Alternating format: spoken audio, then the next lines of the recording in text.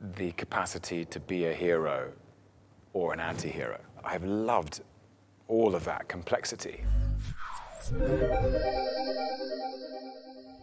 I auditioned for Thor over a quarter of my life ago.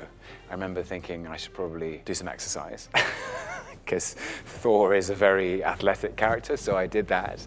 Did my camera test and put on the blonde wig and swung the hammer and had a go. For Outland! But I do remember on the piece of paper that I signed, it said the role of Thor/Loki. I thought, okay. Long story short, Chris Hemsworth is definitive in the role of Thor. I certainly think so. And the right decision was made on that day. I'm very glad that it went the way it went. What am I? You're my son. What more than that? The scene between Odin and Loki in the vault in the first Thor movie. I'll never forget doing that scene because I had such respect, and still do, for Sir Anthony Hopkins. And suddenly I was having to play tennis with him in a very emotional place, but he couldn't have been kinder. It's where Loki learns the truth of his lineage. I'm the monster that parents tell their children about at night. And he decides to go it alone, sadly, for Loki, because it's not an easy journey he goes on. I said...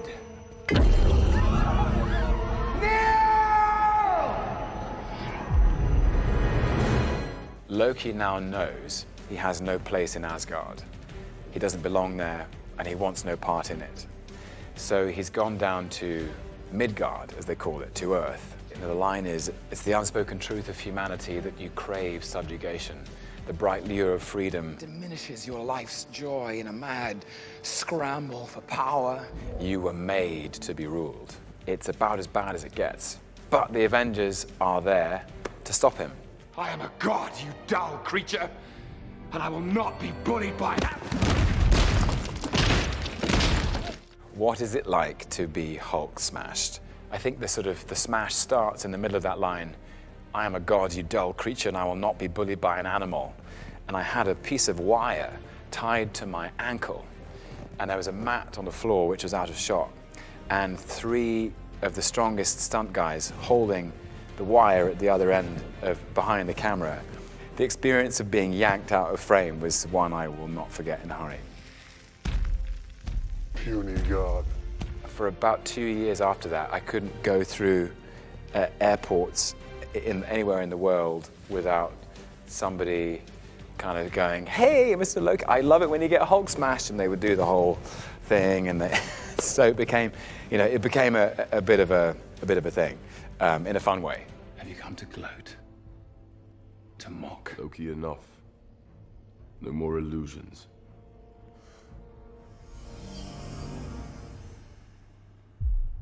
A key scene from Thor: The Dark World, I think, is the scene where Thor goes down to the dungeons where Loki's imprisoned to ask for his help, begrudgingly. Thor calls him on it and says, "Enough, Loki, no more illusions."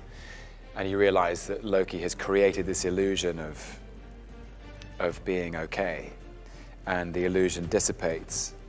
You see there that in that moment, Loki had no grievance, and he feels guilty and ashamed that he pushed her away.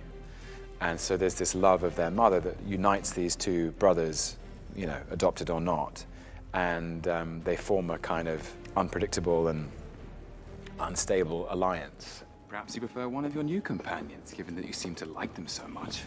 Oh, this is much better. Whoa. Costume's a bit much. So tight. Actually, when we filmed that scene, I sort of played Loki doing Captain America wearing the Captain America costume, which was a very strange and surreal moment. Nevertheless, enjoyable. So I've got to feel that, whatever the feeling of wearing that suit anyway, which was definitely a moment. And then they played that footage to Chris, and he did his best impression of me doing an impression of him, and he does it brilliantly. You might as well be strangers now. Two sons of the crown, set adrift. Thought you didn't want to talk about it. Here's the thing. I'm probably better off staying here on Sakaar. That's exactly what I was thinking. The elevator scene in Ragnarok, the dialogue was scattered across these different places as they were trying to escape and find their way through. Taika said, guys, do you know the rest of this scene? And we both said, yeah. He said, maybe we should just do one where we just do all of the dialogue here in the elevator. And you haven't really had a chance to catch up. And maybe you should just talk to each other. And Thor is quite honest with him. I thought we were going to fight side by side forever, but at the end of the day, you're you and I'm me. And I know maybe there's still good in you, but let's be honest, our paths diverged a long time ago. And I think it really affects Loki. He thinks, oh, actually, maybe I got this wrong. Maybe I did have a place in that family. Maybe this guy is my brother. But it was a really enjoyable scene because it was just a very quiet moment with Chris in a very calm space in a big, colorful, spectacular film. You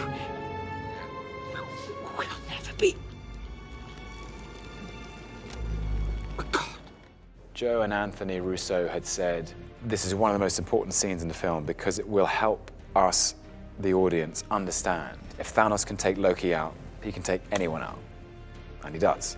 The redemption of Loki as a character was achieved in that moment of sacrifice and catharsis. Risk his life to save his brother and call himself an Odin's son. And I saw this sort of perfect closure in a way. Prince of Asgard. Odin's son. And I remember Josh Brolin could not have been sweeter. He was so generous and walked into a room and he turned around and saw me come in and just broke into this big wide smile and opened up his arms and enveloped me in a big hug and said, I'm sorry, man. If it's all the same to you, I'll have that drink now. All right, get him on his feet. And I'll stand around posing up a storm later. When I think of Endgame, I think of the first scene we did, which was so surreal, where Robert Downey Jr., Chris Hemsworth, Chris Evans, Scarlett Johansson, Mark Ruffalo, and Jeremy Renner were all wearing the same costumes they had been wearing 7 years previously, including me. And we were in the same set, and we were all scratching our heads going, is this what's happened? Am I in Back to the Future too? I think the Hulk can't fit in the elevator. He smashes through the door on the ground floor in the lobby. In the melee, the Tesseract, also known as the Space Stone, rolls to Loki's feet and nobody's paying attention. And true to form, because he's the god of mischief, he mischievously picks it up and disappears in a puff of smoke. The timekeepers have built quite the circus. And I see the clowns are playing their parts to perfection. Big metaphor guy. I love it. Makes you sound super smart. I am smart. I know. Okay. Where does he go? When does he go? How does he get there? These are the big questions.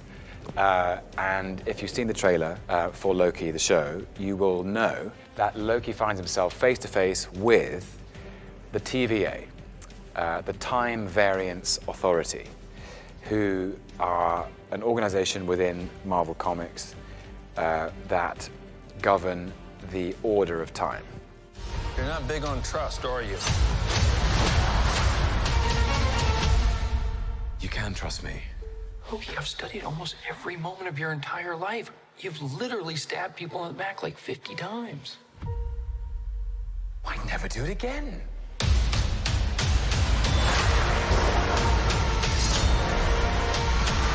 I suppose Loki picking up the Tesseract in Endgame might have caused some concern. It is very exciting. The world of the TVA is a world of bureaucratic order. And of course, Loki is the god of mischief and chaos. So you have the forces of order and chaos coming together. And that's where our story starts.